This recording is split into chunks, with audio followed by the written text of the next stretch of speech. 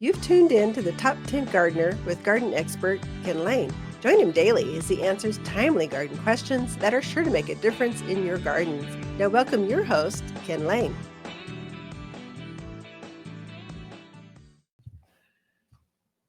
And welcome back to the Mountain Gardeners, Ken and Lisa Lain. We come each week and just kind of share some garden insight in the landscape. And Lisa takes this entire segment and we just get to see what she is seeing, her garden professional eyes out in the landscape in the gardens. And so welcome, Lisa. Thank you. What do you got for us this week? Are you feeling the spring bug starting to happen? Well, definitely, especially now that the snow is melting and we've had some beautiful days. Oh, it's been nice. Yeah. So yeah, you definitely kind of like, oh, maybe I want to get out there. And we've got things coming in, plants coming into the garden center. Yeah. So people just know we did get some 1 gallon mammoth pansies in. These are ones we have specially grown. So they're like ready to pop into your containers right now, and they can certainly take this weather. They will be fine with that. We also have Dusty Miller. We have some ornamental kales and cabbages, violas, Johnny Jump Ups, snapdragons. So we've got some really nice color.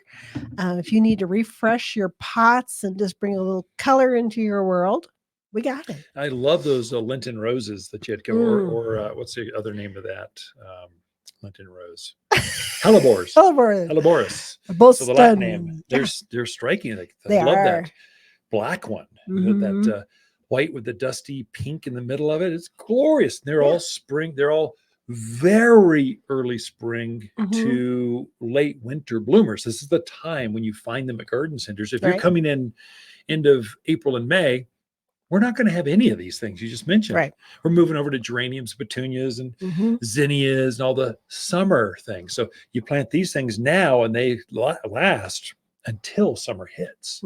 So finally, in June sometime, at least the flowers, like Lenten rose or hellebores, the flower will fade, but the foliage is evergreen, so it stays there. It just won't be in bloom with that fragrance of snapdragons. I mean, animals don't bother snaps.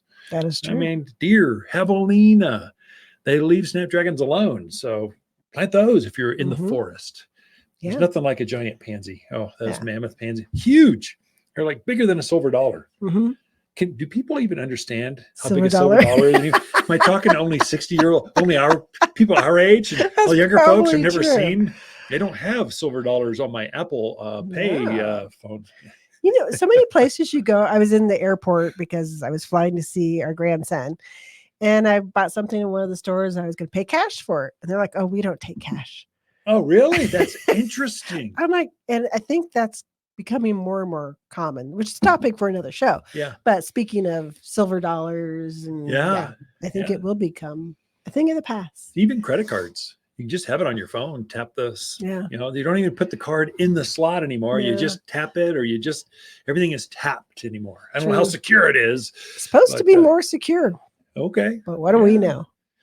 Just travel to Eastern Europe to see how secure it really is.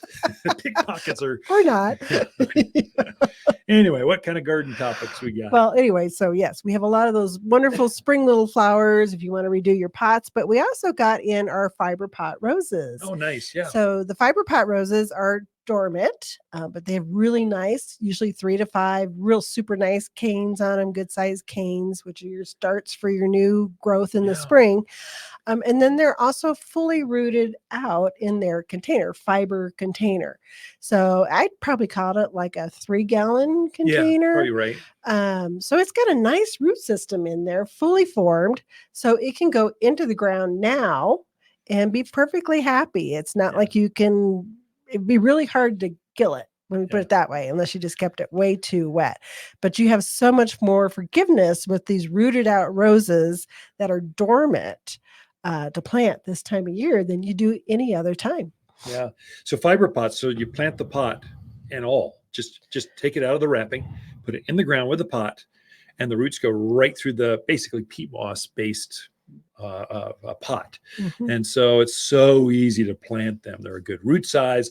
The difference between that and bare root. So we used to sell hundreds of bare root roses. These are roses that basically you rip them out of the ground and they have no roots. There's no soil, no nothing. You put them in the ground and over half of them fail. So if you ever tried that and you're going, I don't know, I don't have green thumbs. They keep dying on me. It's because you're planting something in a very arid climate without roots. You're doomed from the get-go. The fiber pots we planted last year, rooted them on for a year, and now we've got them at the gardens. They're last year's bare root that we've flushed the new roots out, and that's why the success rate goes off the charts. Definitely. Have you got a favorite that you like? Well, we did get some new ones. We're having Floribunda, tea rose, grandifloras, and some climbers, and some shrub ones. So one of the new grandifloras out there is called Quest for Zest. Oh, no, that's new. It's a yellow grandiflora rose, brand new 2024 selection. And it has the cool thing about it is it has a very lemony scent. Oh, nice. So that's yellow with unusual. Lemon. That's, so you kind of apropos. It is. So I would definitely try that one out. I love the smell of lemons and that kind of stuff. So it would be really a fun one to try, especially it's a really bright yellow. So definitely would stand out there in the yard and be very, very attractive. One of the more shrub miniature type ones we're getting is called Midnight Fire. So this one it's a purple flower, but it has orange over the top of it. Oh, that's unusual. Yeah. So it just looks Midnight Fire. Yeah. Looks really cool. Kind of a variegated, but just unusual color combination. Yeah. So that one would be a really nice one to try. We're also getting, there's a climber that is very unusual. It's called Golden Opportunity. So it's a climbing rose that's a Floribunda. Oh, that's cool. Wow, that's unusual. No, I'm sorry. Wait, no, it's a climber that's a tea rose. Oh, big flowers. So it has big flowers on it. So it's definitely going to stand out. It's kind of a gold color, hence Golden Opportunity. But it's the only one of its kind. There are, especially within the group that we buy from, it's the only climber that is a tea rose as well. So really kind of cool. You know, big old flowers that are fragrant that climb up the side of a barn or trellis or fence. Right. Definitely. Another really cool climber we're getting is called Rock and Roll. And it's a red and white variegated one. It just really stands out. And it also has a really strong, I don't want to say odor, smell, fragrance. Yeah. So they rate these on a 1 to 10 scale. Yeah. And this one's a 10 out of a 10 for fragrance. Cool. It's called got what again? Rock and Roll? Rock and Roll. Yeah. It's a climber with a wonderful little fragrance on there. And then we're getting a couple that a lot of people remember the David Austin roses. Yeah. They're real multi-petaled rose. So they just have a very almost distinct like a peony. The flower has so many petals. Yeah. Looks like a peony.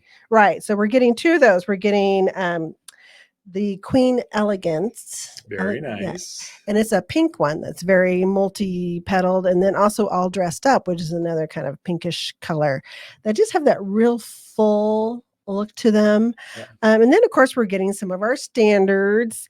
If you like Double Delight, if you love fragrance, Double Delight is the one for you. Also Chrysler is a red, very fragrant one.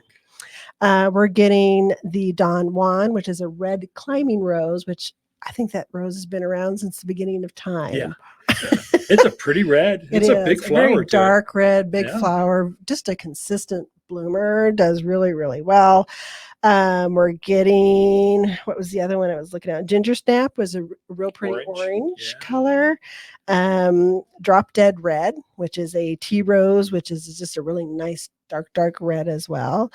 Te Ching, which is I think it's like a yellow, but it's a deep yellow, very, very beautiful. So nice selection coming in. I would really encourage people to come check them out. It is a wonderful time to plant these. This is the time, if you want the new varieties, you get them in fiber pots. You get them now because we won't have those. We've got 1,000 roses coming the last week of April as soon as we're out of frost.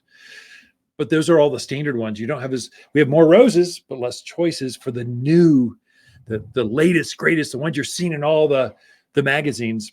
Those you want to get now. Don't wait. So anyway, Ken and Lisa, thank you, Lisa, for sharing this year's rose selection. We planted now. Ken and Lisa Lain, the Mountain Gardeners. Be right back after this. Water's garden companions of February are peony, Calgary carpet juniper, pinyon pines, and lily of the valley. Lily of the Valley is a gorgeous shrub that loves growing in the summer shade. This bold evergreen delights with dramatic, fiery growth in spring. Fragrant wedding cake layers of white flowers hover on graceful arching stems. Each dainty flower is utterly detestable to deer and javelina. Shop the most perennial shrubs in Prescott by store or online at watersgardencenter.com. You're listening to garden expert Ken Lain, owner of Waters Garden Center in Prescott. Look for more tips, tricks, and garden shortcuts through Ken's website. Additional shows of this podcast, read his weekly garden column, or follow him on Facebook, Instagram at watersgardencenter.com. That's Waters with 2 T's, gardencenter.com.